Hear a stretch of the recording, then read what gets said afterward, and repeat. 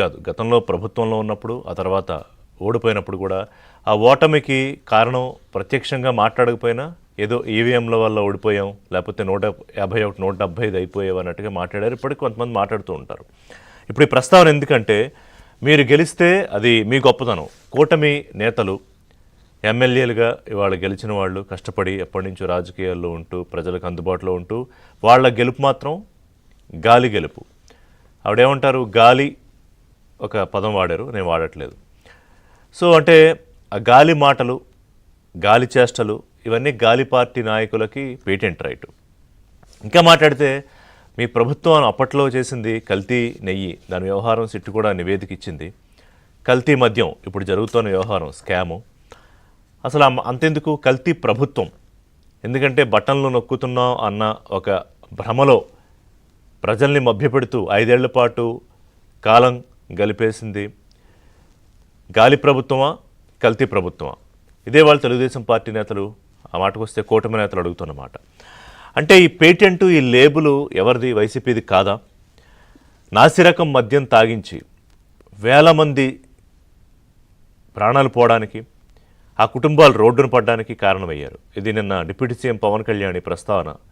ఈ మధ్యకాలంలో ఆయన మద్యం గురించి మాట్లాడింది ఇదే మొదటిసారి. సిట్టు విచారణ జరుగుతుంది కాబట్టి గతంలో ఎవరు మాట్లాడలేదు, ఎందుకంటే అది ప్రభావితం కాకూడదు కాబట్టి. సో అంటే మేము చేతులు కట్టు కూర్చుంటామా, మీరు ఇష్టం వచ్చినట్టు కల్తీ మద్యం తాగించేసి మళ్ళీ అది బయటపడుతుంటే నరికేస్తామని బెదిరిస్తుంటే మేము చేతులు కట్టు కూర్చుంటామా అని చెప్పి అడిగారు. అంటే 1000 కోట్లు దోచేయడానికి పగడ్బందీగా ప్రణాళికలు రచించి ఆఫ్రికా దేశాల్లోనో లేకపోతే దుబాయ్ దేశాల్లోనో డన్లు ఏర్పాటు చేసుకుని దానికి ప్రణాళికలు అత్యద్భుతంగా రచించుకుని ఇక మన ప్రభుత్వమే పోదు, మన పార్టీ అప్పటికి ఓడిపోదన్న ధీమాతో ఇష్టం వచ్చినట్టుగా 1000 కోట్లు దోచేసి దాన్ని దాచేసి దాన్ని ఎన్నికలకు ఖర్చు పెట్టేసి గెలవాలనుకున్నది ఎవరు? మీరు కదా. కేవలం 2-3 జిల్లాలకి మీరు 200-300 కోట్లు ఈ డబ్బంతా పంపించారు కదా. సిట్టు దర్యాప్తులో ఆధారాలతో తేటతెల్లం అవుతోంది. మళ్ళీ వాటిని తూచంటారా? అదంతా మీరు ఒక స్క్రిప్ట్ ప్రకారం రాసి పోలీసు అధికారులతో రాయించి చెప్తున్నారు. ఇదేమన్నా రాయడానికి కవిత కావ్యమా? మీరు చేసిన అరాచకాల గుట్లన్నీ ఆధారాలతో సహా బయట పెడుతున్నారు కదా సిట్ అధికారులు. ఇవాళ జగన్మోహన్ రెడ్డి ఆ కంగారు, ఆవులకి పాటే. ఎప్పుడైతే మిథున్ రెడ్డి అరెస్ట్ అయ్యాడో జగన్మోహన్ రెడ్డిలో కంగారు వచ్చేసింది. ఆయన సీనియర్ నేతలందరితోనూ వరుస భేటీలు. ఎందుకంటే ఒకటి, నిరసనల ప్లాన్ వర్కౌట్ కాల, నరకుడు భాష వర్కౌట్ కాలేదు. కొంత డైవర్షన్ చేయగలిగారు తప్ప ఈ కల్తీ మద్యం దాని నుంచి, నకిలీ మద్యం దాని నుంచి, లేకపోతే మద్యం పాలసీ డబ్బులు దోచేయడానికి చేసిన ప్లాన్ నుంచి కొంత డైవర్ట్ చేయగలిగారు, కానీ పూర్తి స్థాయిలో వర్కౌట్ కాలేదు. సో నెక్స్ట్ ఏం చేయాలి? ఇంకొక కొత్త ప్లాన్ ఏదో తీసుకొచ్చే ఆలోచనలో ఉన్నారట. అంటే ఎమ్మెల్యేలతో రాజీనామాలు, డ్రామాలు ఇట్లాంటివేవో వస్తున్నాయి. ఇవాళ మనం రాసాం అది. అన్నిటికన్నా ముందే ఏం జరుగుతుందో చెప్తాం. ఏబిఎన్ ఆంధ్రజ్యోతి ఒక ఇన్వెస్టిగేటివ్ లేకపోతే ఒక ప్రత్యేకమైన జర్నలిజం పద్ధతుల్లో ఇవాళ ఆంధ్రప్రదేశ్లో రైల్ రింగ్ రోడ్డుకు సంబంధించి ఎక్కడ రావాలనే వ్యవహారం కానివ్వండి, అలాగే పార్టీల్లో అంతర్గతంగా ఏం ఆలోచిస్తున్నారనే వ్యవహారాన్ని కానివ్వండి ముందు చెప్పగలుగుతుంది. సో ఇప్పటికే ఆయన ఒక ప్లాన్ చేస్తున్నారు, ఒక భారీ డ్రామాకి ఇంకొక కుట్ర పన్నుతున్నారు. బట్ అది వర్కౌట్ కాదని చెప్పి ఆల్రెడీ సీనియర్ నేతలే చెప్పారట. ఇవేం మనం చేసినవేం వర్కౌట్ కాలేదు సార్, ఇప్పుడు కూడా అనవసరంగా బొమరాంగ్ అవుతుంది అని చెప్పి. ఎందుకంటే మేనిఫెస్టో రీకాలింగ్ పేరుతో ప్రయత్నం చేశారు, అది అసలు మామూలు అట్టర్ ఫ్లాప్ కాలేదు, దాన్ని సైలెంట్ అయిపోయారు. సరే, ఆ సందర్భంలోనే ఈవిడ గౌరవ రోజా గారు చేసిన కామెంట్స్ ఏంటంటే ఈ గాలి కబుర్లు, గాలి కొడుకులు ఏదో కామెంట్ చేశారు. ఆవిడ తప్పు కదా. ఇప్పుడు మీరు గెలిస్తేనేమో గొప్ప, ప్రజల్లోంచి వచ్చారు మీరు, మీ మీద ఇంకోళ్ళు గెలిస్తేనేమో మీరు చేసే విమర్శలు ఇవి ఎట్లా అంటే మిమ్మల్ని అనకూడదు. ఒక మాట అంటే మీరు మీడియా ముందు ఇంకోటో ఏడుస్తారు, అనకూడదు. అనడం ఎవరు సమర్థించరు. కానీ అలాంటప్పుడు మీరు కూడా అనకూడదు కదా. యూ హ్యావ్ టు బీ, అది మీకు కూడా వర్తిస్తుంది కదా ఆ సూత్రం. సరే, ఈ లిక్కర్ బ్యాచ్కి సంబంధించి వీళ్ళు గెలిస్తే, రేపు వైసీపీ గెలిస్తే ఎక్కడికో పారిపోతారని ఆవిడ అంటున్నారు. పారిపోతోంది ఎవరు? ఈ లిక్కర్ మధ్యంలో అంతా చేసి పారిపోతుంటే కదా పట్టుకున్నారు. చెవిరెడ్డి భాస్కర్ రెడ్డి కొలంబో పారిపోతుంటే పట్టుకున్నారు, ఇంకోళ్ళు ఎవరు దుబాయ్ పారిపోతుంటే ఎయిర్పోర్ట్లో కదా పట్టుకున్నారు సిట్ అధికారులు. సో పారిపోయే అలవాటు ఎవరికి ఉంది అంటే ఒక మాట అనే ముందు అది మీరు ఆలోచించుకోవాలి కదా.